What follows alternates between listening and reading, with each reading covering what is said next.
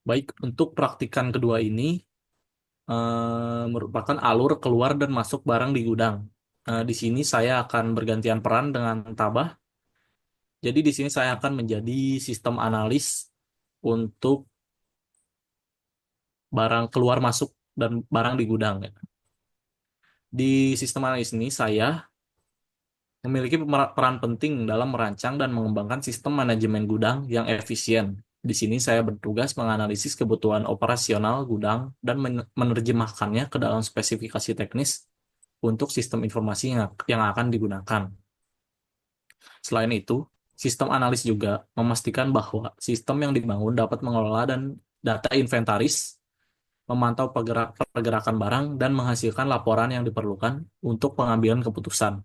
Dengan demikian, peran sistem analis ini sangat krusial dalam menciptakan sistem yang mendukung efisiensi operasional gudang dan akurasi data inventaris. Selanjutnya, user. Oke, selanjutnya user, saya Tebar Pamungkas sebagai user. Di sini saya sebagai user berperan sebagai pengguna utama sistem manajemen gudang. Saya bertanggung jawab untuk memasukkan data terkait penerimaan dan pengeluaran barang, memverifikasi keakuratan informasi, dan memastikan bahwa proses operasional gudang berjalan sesuai prosedur. Di sini saya sebagai user juga berperan dalam mengidentifikasi kebutuhan atau masalah yang muncul dalam operasional sehari-hari yang kemudian disampaikan kepada sistem analis untuk pengembangan atau perbaikan sistem yang lebih lanjut. Nah, kolaborasi ini antara user dan sistem analis, rekan saya Rajan, sangat penting untuk memastikan bahwa sistem manajemen gudang dapat berfungsi dengan optimal dan memenuhi kebutuhan operasional perusahaan seperti itu.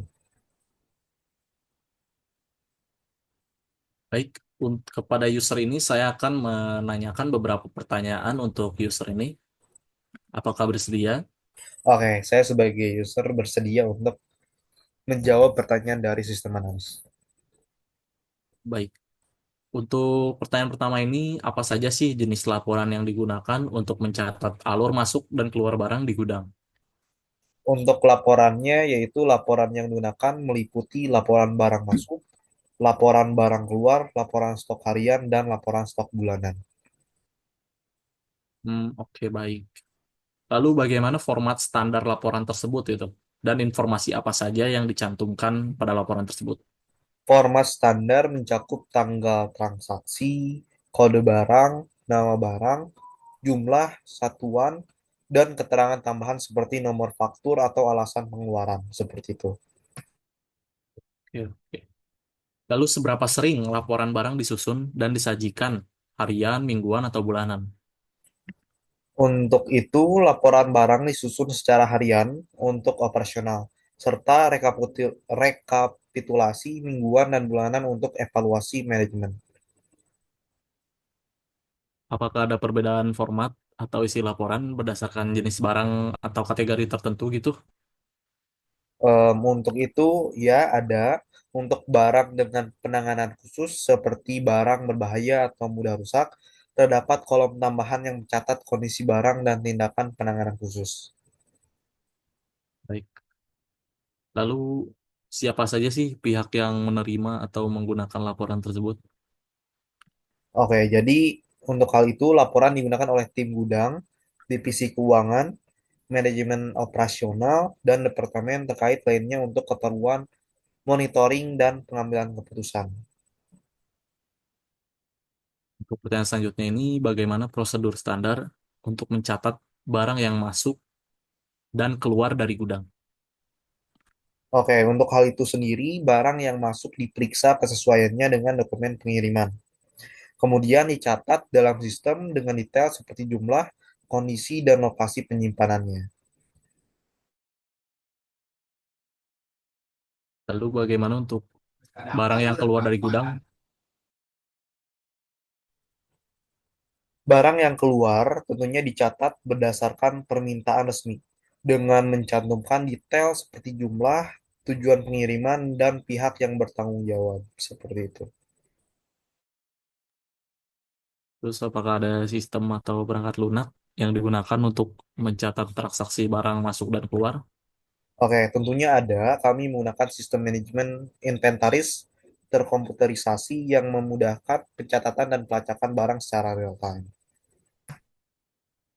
Nah, terus bagaimana sih cara memastikan bahwa data yang dicatat akurat dan sesuai dengan kondisi fisik barang?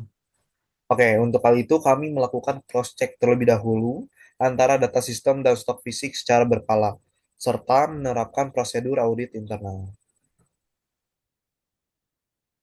Selanjutnya ini apa? Apakah ada kebijakan khusus untuk menangani barang yang rusak atau tidak sesuai saat penerimaan? Oke, barang yang rusak atau tidak sesuai dicatat terpisah, dilaporkan ke pemasok, dan ditindaklanjuti sesuai kebijakan retur atau klaim. Oke, seperti itu. Lalu selanjutnya, siapa yang bertanggung jawab untuk memeriksa dan memvalidasi laporan barang sebelum disajikan pada penerima? Untuk hal tersebut, supervisor gudang bertanggung jawab memeriksa dan memvalidasi laporan sebelum diserahkan ke manajemen.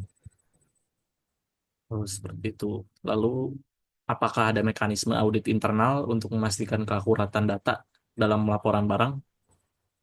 Ya, kami memiliki tim audit internal yang melakukan pemeriksaan rutin terhadap data inventaris dan laporan terkait. Dan selanjutnya, bagaimana sih sistem menangani kesalahan atau ketidaksesuaian data dalam laporan barang? Kesalahan atau ketidaksesuaian segera ditindaklanjuti dengan investigasi, koreksi data, dan penyesuaian stok jika diperlukan. Nah, sebelum itu tuh, apakah ada proses persetujuan sebelum laporan barang disampaikan ke manajemen atau pihak terkait lainnya? Tentunya ada persetujuan, laporan harus disetujui oleh supervisor gudang sebelum didistribusikan ke pihak terkait. Baik. Selanjutnya adalah bagaimana cara menangani perubahan data barang yang dapat memengaruhi laporan, misalnya kayak penyesuaian stok, barang hilang, atau barang rusak. Perubahan data dicatat dalam sistem dengan alasan yang jelas dan laporan diperbarui untuk mencerminkan kondisi aktual. Mungkin seperti itu aja sih. Terus, bagaimana sistem memastikan bahwa proses pencatatan barang masuk dan keluar sesuai dengan SOP perusahaan? Oke, tentunya kami memiliki SOP yang jelas dan pelatihan rutin bagi staf untuk memastikan kepatuhan terhadap prosedur standarnya. Nah, apa sih prosedur khusus untuk barang yang memerlukan penanganan atau penyimpanan khusus? Tentunya barang yang memerlukan penanganan khusus disimpan di area khusus dengan prosedur penanganan yang ditetapkan. Oke, untuk pertanyaan selanjutnya ini, eh, kadang pelanggan menangani barang return, pengembalian barang gitu. Nah, bagaimana sih cara sistem menangani barang return gitu Tentunya barang retur dari dicatat pelanggan? dalam sistem sebagai transaksi terpisah, diperiksa kondisinya dan ditindaklanjuti sesuai kebijakan perusahaan.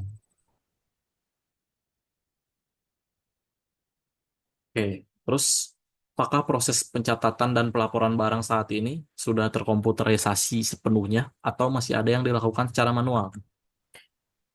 Proses pencatatan dan pelaporan barang saat ini sudah terkomputerisasi sepenuhnya menggunakan sistem manajemen gudang atau WMS yang terintegrasi. Oke, untuk pertanyaan terakhir nih, apakah ada rencana untuk meningkatkan sistem pencatatan dan pelaporan barang agar lebih efektif dan efisien di masa mendatang? Tentunya kami berencana untuk meningkatkan sistem dengan fitur otomatisasi dan analisis data untuk meningkatkan efisiensi operasional.